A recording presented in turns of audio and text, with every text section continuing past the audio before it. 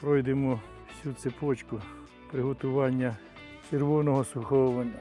Чим корисні червоні вина, там є сполука така, ресвератол називається, яка дуже позитивно діє на серцевий м'яз. Так що помірне споживання тільки придає здоров'я людині. Цей випуск незвичний. Сьогодні агрономія міцно переплететься із мистецтвом. Ласкавий Володимир Миколайович, виноградар із досвідом понад 40 років, поділиться своїми знаннями з виробництва вина в домашніх умовах. Вітаю вас, друзі! Я Волошенюк Андрій, ви на каналі Монорга і це рубрика «Інтерв'ю».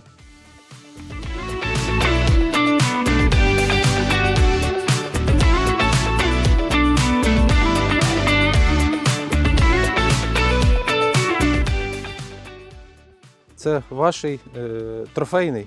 Так, ну це ж рефрактометр. Вже прибору років 50, а може й більше. Ну, зараз поміряємо цукристість і визначимося, з якого сорту ми приготуємо сухе натуральне вино.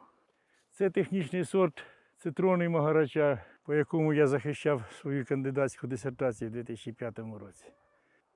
Так, ну тут цукристість десь 21%. Це вже Чудово. Це вже непогано, так. Да. А ну одеський чорний скільки зараз набрав на цей час? Ну, 19, біля 20%.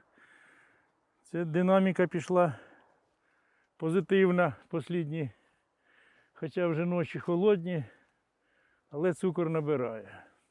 А це сорт красень, зараз поміряємо. Я недавно міряв з красення, якраз, я думаю, що вийде вино. Ми пройдемо всю цепочку приготування червоного сухого вина. Тут 22 з гаком цукрів, тому, мабуть, ну я вчора нарізав, ну можемо ще нарізати. Якщо ви бірковий збір робите, то треба дивитися на які грона темніші, вони, значить, спіліші. А ті хай можна зібрати через неділю, півтори. Ну ось вроді темні грона. От. Грона майже кілограм. Угу. Обично збір секатором краще всього. Так. Ну і ті, які оси їдять, теж в першу чергу треба вирізати. Але в цьому році ос не так багато. Ну досить, ми показали, як проводить збір. Зараз підемо на гребні дробілку і перечавимо його.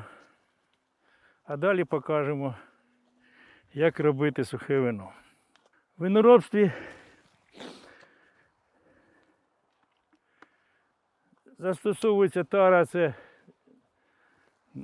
з нержавіючої сталі, скло або емалірована посуда. Ну, в даному випадку в мене нержавійка. Ні цинк не підходить, ні желізо, ні алюміній. Емаль, скло, нержавійка. Так, да, емаль, скло, нержавійка. Ну, глиняна ще, глиняний посуд. О, це вже класика. Да. Це в мене саморобна грибнідробилка. Вальці, ось можете сфотографувати. Вальці от скручуються і попадають ягоди і розчавлюються. Раніше робилося це і руками, і ногами давив. Ну, а зараз трішки, значить, вже. Як у фільмі. Да.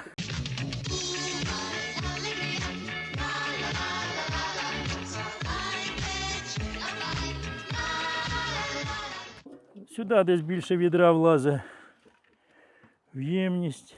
От. І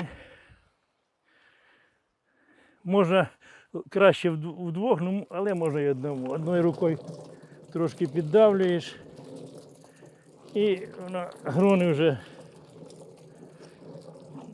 розчавлені, падають в каструлю.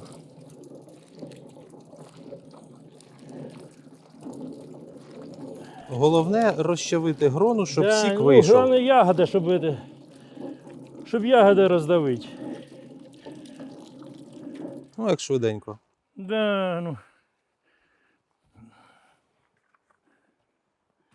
Листя треба викидати, тому що горич дає. Ага, гірчить. Вину. Ну так само і грони. Зараз грони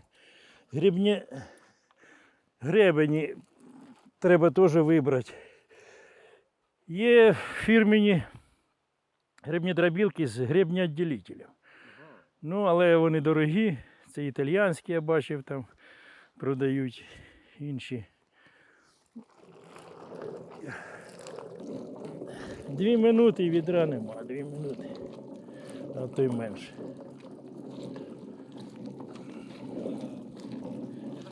Всі ягоди дробляться. Ну так, ну 90% наверняка. О. Все, це поки оставимо. На мойку піде. Потім треба вибрати хоча б гребені, щоб вони горіч не давали. Їх всі не вибереш, ну основну масу. Отак треба трошки ржати ще сок, бачите? Ще скільки. Соку. Так, ну тут майже не залишилось трошки, то не страшно. По кахетинському методу гребні не вибирають. Взагалі? Да, ну ж така технологія з гребнями. Ну, свій вкус вину придає ці гребені. Так, після цього ми замірюємо цукор. Беремо циліндрик і наберемо соку. Так, збоку. Тепер беремо аріометр. А де він? А, вон там. Ставимо. Беремо аріометр, я його беру дорожуним, тому що він в мене один. Так, 0,95. Дивимося в таблицю, скільки це цукрів буде. Ось таблиця, правда, вона вже в вині, вся стара. Робоче? Але, да, робоча. От 1,095. 1,095. 22,6 цукристість. Угу. Получилось у нас. Ну, добре, це якраз для сухого вина натурального гарна цукристість. Можна очікувати, що кожен процент цукру дає 0,6% спирта.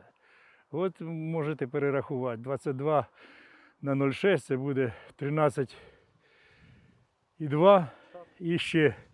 Десь 13,5% буде сухе вино. Це якраз кондиція вина. Есть два метода. Есть это самое, промисловий, це приміняється сульфітація для того, щоб убити природну мікрофлору, а потім ввести чисту культуру дріжджів. От всі підприємства і винороби, такі, які серйозно займаються вином, працюють із чистою культурою дріжджів. Ну а метабісульфат, от, це такий порошок. Він раніше приміняли сульфат, сірчаний ангідрид. Метабісульфата вводиться 100 мг на літр. Це десь, грубо говоря, 1 грам на 10 літрів сусла. І цим вбивається вся мікрофлора, дріжджі дикі. А потім через деякий час вводиться чиста культура дріжджів і І тоді вже бродіння йде, проходить на культурних дріжджах. Дріжджі якісь спеціальні для вина? Спеціально, да. Для червоних є, і для білих вин. Да. Я можу показати, в мене є пачечка. Зараз я перенесу. Відразу видно науковець, Чисте кандидат культурне дріжджі. сільськогосподарських наук. Оце такі дріжджі я використовую. Це прошлогодні, ну, в холодильнику. Да, нічого, вони нормальні ще. Ось він роже для червоних вин, бачите. Ну, а обично це саме, а розводку треба робити на білих сортах. Тобто розмножити їх на білих, Розводку робиться на білих дрожжах, а потім засипаєте в тоді червоні. червоні, А да. чому так? Ну, Така технологія. така технологія, совершенно вірно. Де ви їх купуєте? Я ж бачу, це іноземні, їх можна купити десь. Ну, може, через інтернет заказують, там, через це. Введу потім дріжджі культурні, накрию, і воно десь дня 2-3 буде, треба шапку помішувати 2-3 рази на день.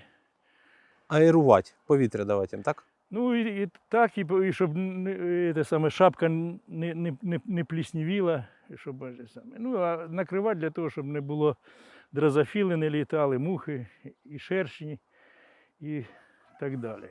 А далі через 3 дні оцим посудинам вже третій день. Зараз я покажу, як я відчавлюю, відділяю сок від жмихи, видавлюю. Ну, візьмемо цей. Це в мене тут красень, 85%, і мускат таїровський, купаж. Купаж, да. Ось таке щось, бачите. Да, оце ж воно вже на 3 дні воно вже підіграло, вже можна. Ну, воно ще не повністю, потім воно буде догравати отак в бутилях. Прес використовується. У мене такий прес, ну, теж з нержавійки, станина тут чугунна. От у мене емалірований ковшик. І я беру тепер і отак потихеньку. А сік уже, вино вже майже готове. Маджарі, грузини на нього кажуть. Оце не зовсім доброжене вино. Воно дуже корисне. Тим, що в нього дуже багато біологічно активних веществ, чи як, сполук. Да. Сполук. Крім того, в виноградному вині, в натуральному вині, скільки мікроелементів, скільки всього корисного, що помірне споживання тільки дає користь організму. Недаром багато хто чув, може, про французький парадокс, що там на споживання спирту, ну, в перерахунку на вино, більше всіх у світі, мабуть, да. Але менше всього алкоголіків і серцево-судинних захворювань. І тривалість життя у французів побільше, ніж, мабуть, в Україні. Це пов'язано з тим, що вони той спирт, який я сказав, що в пересчеті на спирту, випивають в якості червоних сухих вин натуральних. Попробуєте? Спробую. Щас. Хоч я не вживаю алкоголь, але спробую.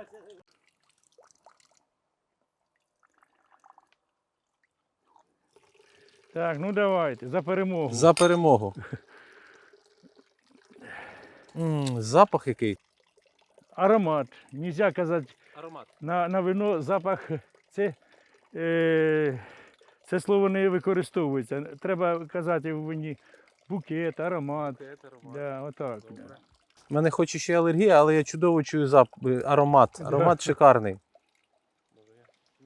У мене вдома був виноград. Дідусь ніколи не робив вино, а завжди лише сок. Приємно. Ну, Відчувається спирт. Угу. ну вже трошки. Спирт є. Ну, ще і цукор є, солоденьке. Повністю ще не вибродило. Боже, який приємний аромат. Ще тим паче суміш виноградів. Да, тут суміш мускат таїровський, він дає легенький мускатний привкус. І скільки це так днів, 2-3 після того, як він простояв, скільки ще він такий буде? Ну такий буде, такий солодкий вже не буде. Річ у тім, що спірти переходять, тобто сахар переходить в спірт. І цукристість буде Падає, так. Да. до нуля. Але аромат шикарний. Але останні те саме, хто не любить солодкі, хто сухі вина. Скільки тут спирту десь приблизно? Ну, та на даний час процентів 7-8. Ну, воно ж ще солодке, воно ще не добродило. Після того, як ви проведете віджимку, куди ви діваєте те, що залишилось? В бутиль або в бочку треба виливати. Я про жмих. Жмих це можна використовувати на чачу, додати води, цукру, жмих і перебродити, і вийде добра чача. Хто любить кріпкі напої. А я віддаю курочкам та уточкам. Вже тугіше пішло, вже. Обично накрутиш, і тоді воно постоє, стече, далі підкрутиш. А це ось слідуючий буде, через день буду віджимати красень і ярила. 80% красення, 20% ярила. Я чому так роблю? Тому що красень дуже, ви бачите, насичений. І деяким не подобається дуже насичене червоне. Тому я додаю якийсь процент білих білого винограду, тоді воно більше стає прозоре, не таке. Не таке червоне, аж чорне. Не таке, червоне, аж чорне, щоб одмиється колись. Та, зрозуміло, природні антоціани. Да, антоціани. Так от це ж чим корисні червоні вина, там є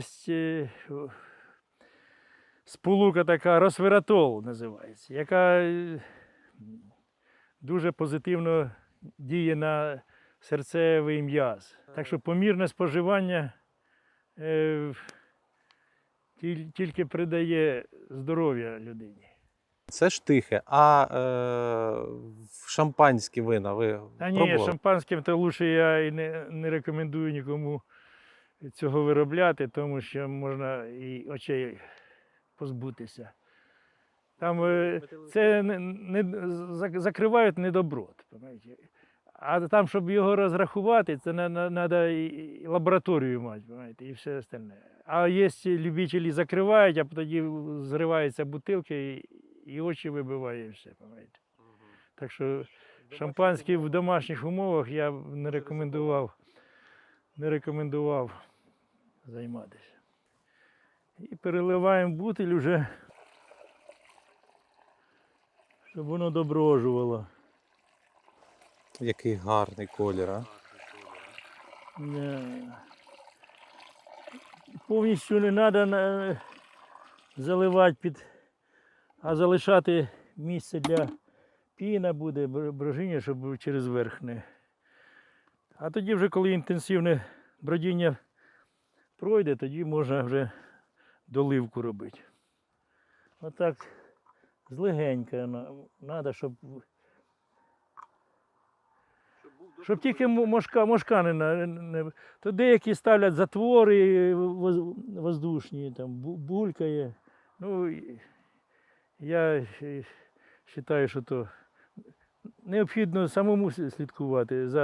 Коли процес бродіння закінчиться, то необхідно зняти з осаду і підливати під верх, щоб була менша площа. Контакту з повітрям. Совершенно вірно. Да. Ну от десь ось так от повний. Я зрозумів. Допоки бродить, доступ повітря, але не доступ комах.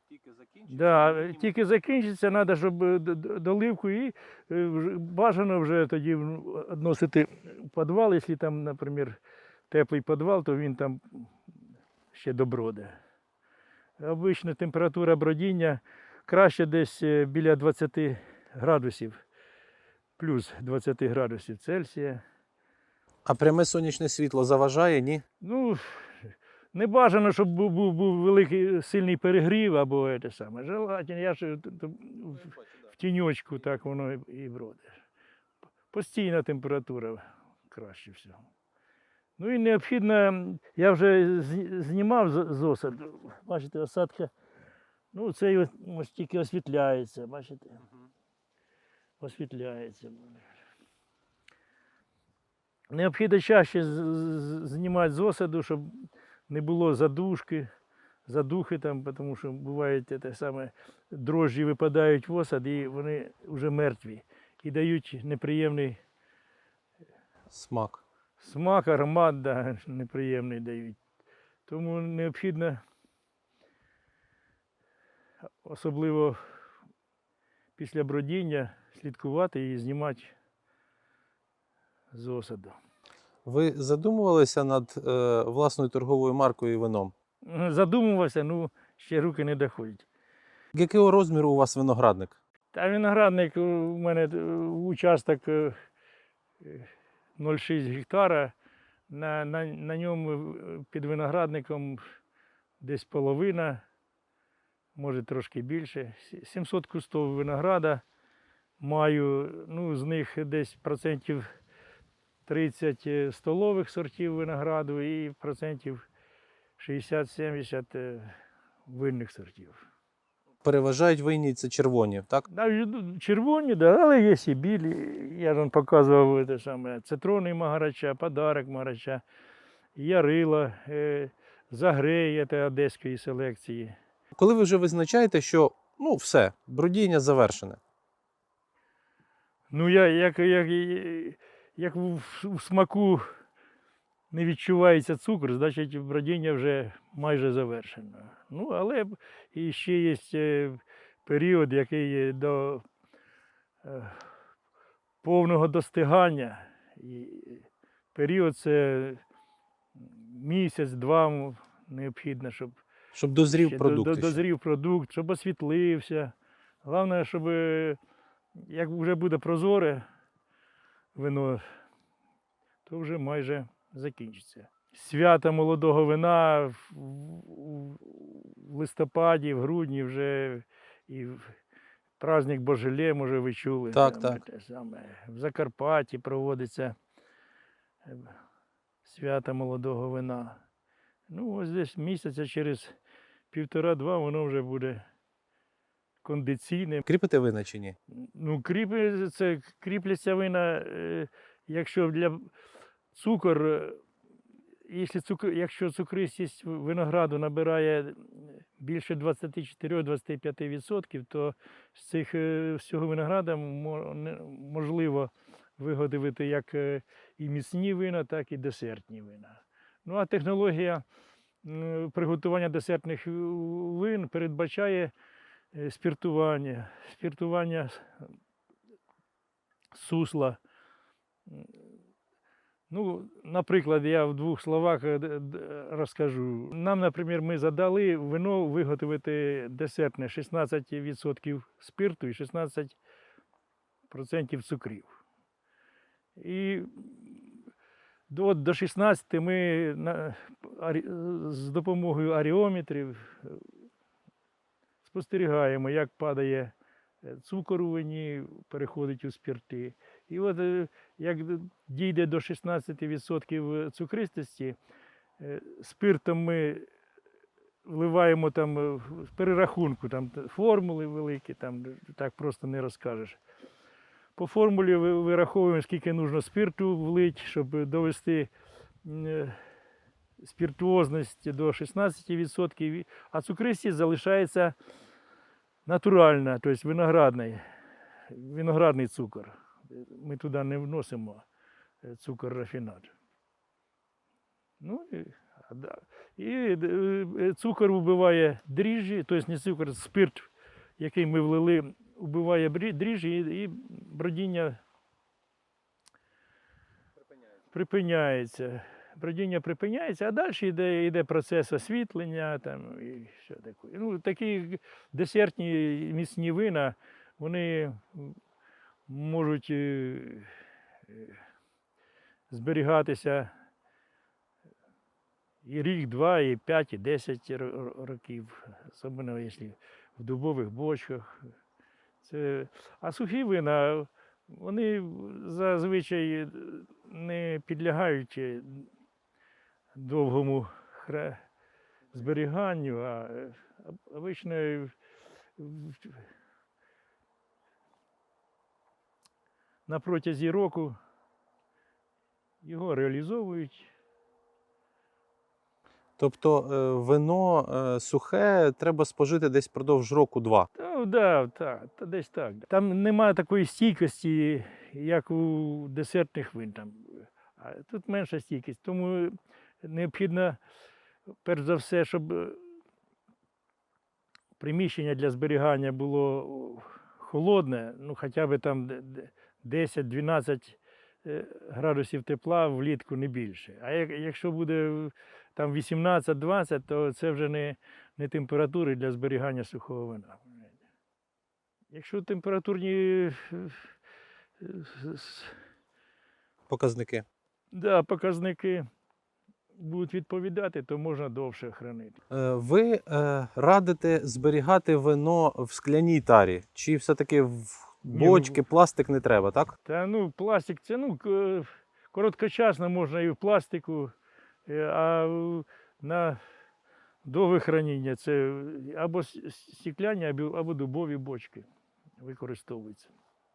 Зараз ми можемо спуститися, подивимося мої бочки. Ходімо. Під час війни його використовують як бомбосховище. Правильно. О, та у вас тут дегустаційна зала. Оце ж, тут буржуйку я приспособив собі, щоб. А тут оце ж моя барна стойка, ось дубові бочки, які це на 60 літрів, то 2 по 30 літрів.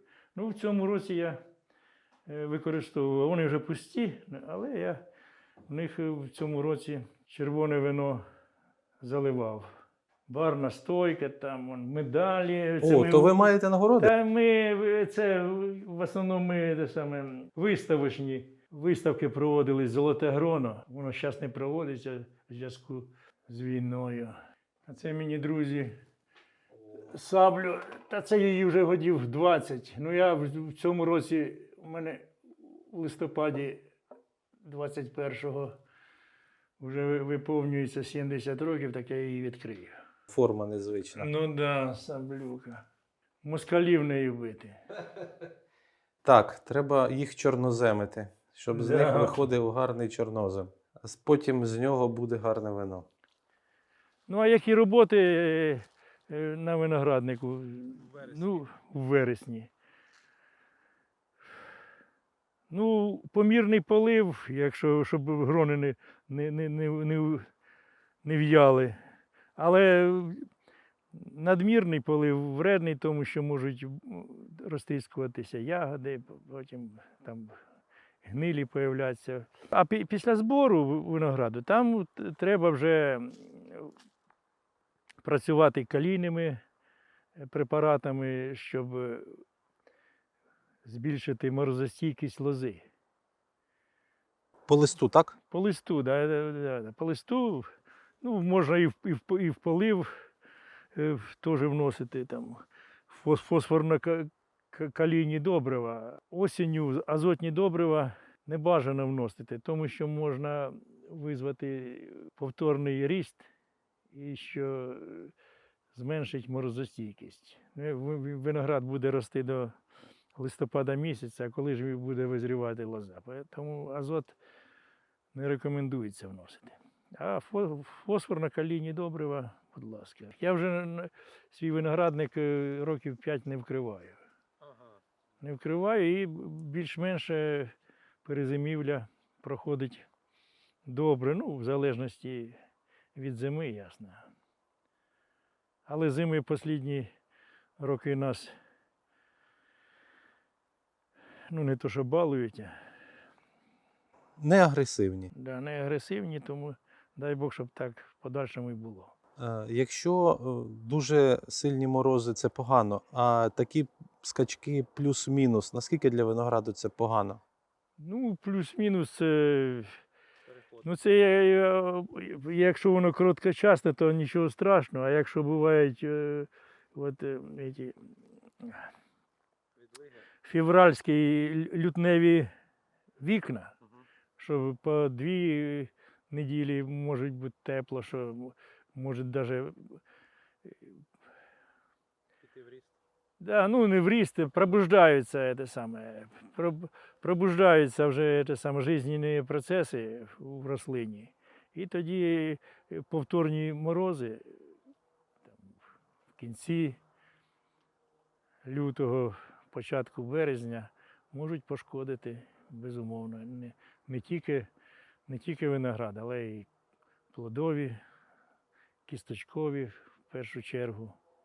Як ви ставитеся до осінньої обрізки? Наскільки її треба проводити? Чи все-таки краще весняну? Ну, якщо хто культивує укриття на зиму, то необхідно десь предварительно зробити підрізку, процентів, так сказати, на 50. Повністю не потрібно підрізати. Скоректувати потім необхідно по весні. А хто культивує неукривну культуру, то я б не рекомендував зовсім підрізати, а підрізку десь починати в кінці березня, тоді вже більш-менш видно, де лоза перезимувала добре, де не зовсім. Ну і крім того, перед обрізкою необхідно зробити аналіз вічок, які збереглися після перезимівлі. Для цього є там методи подовжнього зрізу глазків. Ну, це необхідно мати навики, а якщо без навиків, то необхідно поставити чубуки в воду в будівлі. Вони через 2-3 неділі буде розпускання бруньок, і по кількості розпущених бруньок можна порахувати процент перезимівлі виноградної лози. І ці показники застосовувати при коригуванні обрізки. Як бачите, виростити виноград і створити з нього вино – то ціле мистецтво. Якщо вам до вподоби дані відео, то підписуйтеся на канал, ставте вподобайки і пишіть коментарі. Підтримуйте Збройні Сили України, а за можливості і нас через PayPal, YouTube, Patreon та BuyMeACoffee. Деталі в описі. До нових зустрічей! Центром Аутем Цензео, Картагенем, Есседелендам.